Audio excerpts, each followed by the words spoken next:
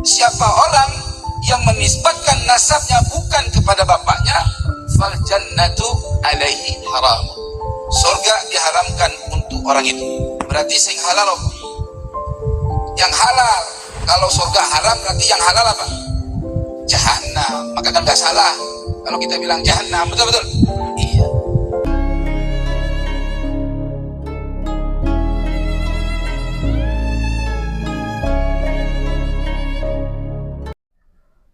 Assalamualaikum warahmatullahi wabarakatuh. Saudara-saudaraku sebangsa setanah air yang kami cintai, yang kami muliakan, yang kami banggakan dimanapun Anda berada. Alhamdulillah berjumpa kembali dengan kami channel Bejo Donya Akhirat.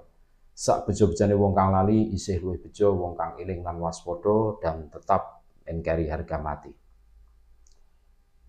Kemarin kita tentunya masih ingat bagaimana Tengku Qori dipersekusi, digeruduk oleh anak buahnya Bahar bin Smith. Ini asbabun nuzulnya kenapa sampai digeruduk. Ternyata gara-gara Tengku Qori mengucapkan kata-kata wa'alwi jahannam. Wah, kita harus tahu kronologisnya bagaimana.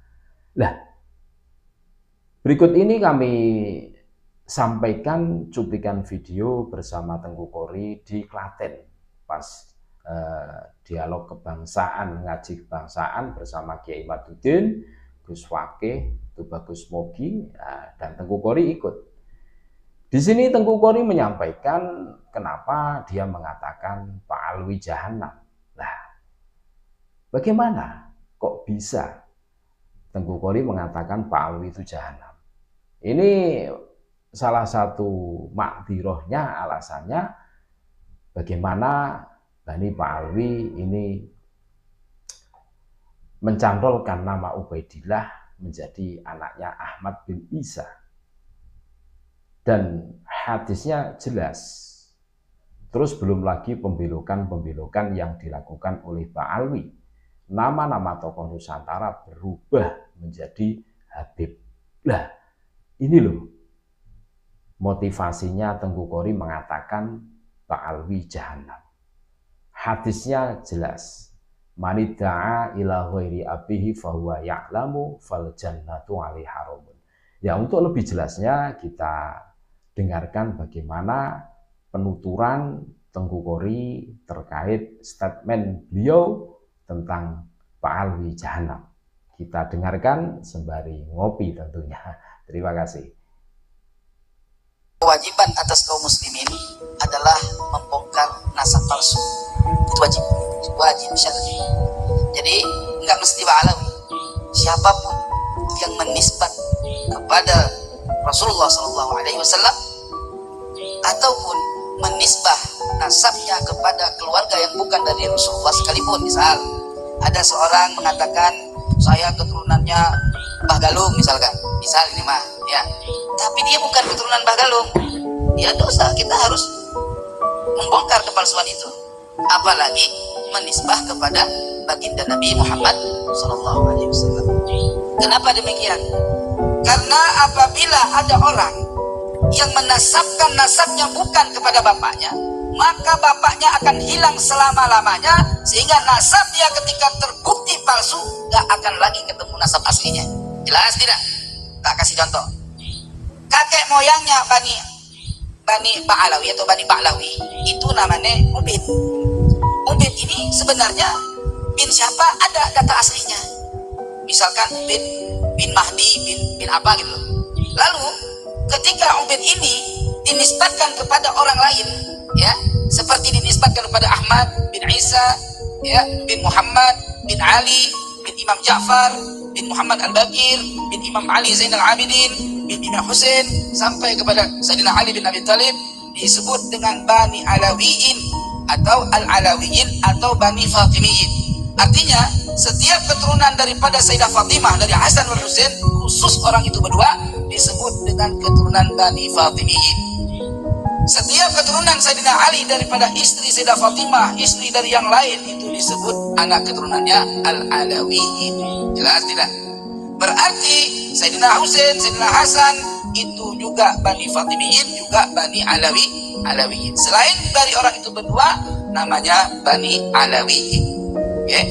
Nah, ketika seseorang tadi 500 tahun kemudian terbongkar nasab palsunya bahwa Ubaid bukan anak Ahmad bin Isa, maka disitulah ketika ditanya, kalau ada mungkin yang bertanya, kalau sudah seperti itu, siapa dong ayahnya Ubaidillah? Jawaban kita bebas. Bisa bilang anak terlantar, anak nggak punya bapak, bebas. Kenapa? Itu resiko orang yang menafikan atau yang menghilangkan nasab daripada bapaknya. Jelas tidak? Makul? Alhamdulillah. Jadi, siapa orang yang menisbatkan nasabnya bukan kepada bapaknya, fal jannatu alaihi haram. Surga diharamkan untuk orang itu. Berarti sing halal apa? Yang halal. Kalau surga haram berarti yang halal apa? Jahannam. Maka kan gak salah kalau kita bilang jahannam. Betul-betul? Iya. Yang kedua, kita semua tahu informasi siapa orang yang mengkaji kitab Khazinatul Asrar. Di situ pasti ada makalah. Imam Ibnu Arabi mengatakan, man lam tattasil silsilatuhu ila hadratin nabawiyyah fa innahu al-maqtu'ul faid. Siapa orang yang tidak sampai silsilah gurunya, ini silsilah guru dulu bilang, kepada kanjeng Nabi Muhammad SAW, maka terputus daripada cahaya pancaran ilmu dan keberkahan. Jelas tidak? Maka tidak boleh dijadikan orang itu sebagai imam mursyid. Tidak boleh. Putus sanad. Apalagi nasab yang tidak bersambung kepada Nabi Muhammad SAW. Terakhir, nasab itu ada beberapa generasi. 12 generasi dari Rasulullah itu disebut terbagi dua. 6-nya ijma, 6 setelahnya itu hakul yakin. Jadi dua bagian ini tidak boleh putus riwayat.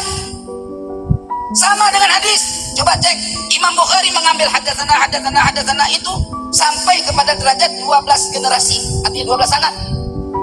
Siapa orang yang memutuskan 12 sanad, daripada satu saja hilang sanad, maka khabar itu inqita', enggak boleh dipakai dalam mazhab Imam Syafi'i. Jelas tidak? Apabila bercerita tentang fikih, tentang hukum, enggak boleh. Tapi kalau hanya sebatas fadhilul amal dan sanad yang inqita' masih boleh dipakai. Ini bahasa. Kedua, 12 setelah dari generasi pertama itu sifatnya dhanni. Artinya bila mana ada satu nama dari 12 generasi yang kedua, ada satu nama yang tidak tercatat, jelas boleh berhusnuzon bala itu tersambung apabila zahir daripada orang itu sifat-sifat nutfatun nubuwah. Apa nutfatun nubuwah? Sing jadi ulama, jadi kiai, orang soleh, akhlaknya bagus. Jelas tidak? Lah kalau jadi guru ceramah, habis ceramah muridnya disodok di tempat sujud, bukan cucu Nabi. Jelas tidak?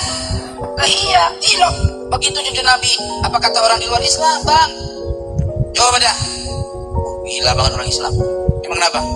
Kalau mentang cucu Nabi mah bini orang halal, kan repot begitu. Betul. Iya, sedangkan Al-Quran mengatakan wala taqrabu zina, jangankan berbuat zina, dekat gay orang boleh. Jelas? Itu generasi selanjutnya. Berarti berapa nih? 2 ya? Udah jelas. 12 setelah generasi yang kedua tadi sifatnya wahyun. Dipercaya oke, orang dia oke.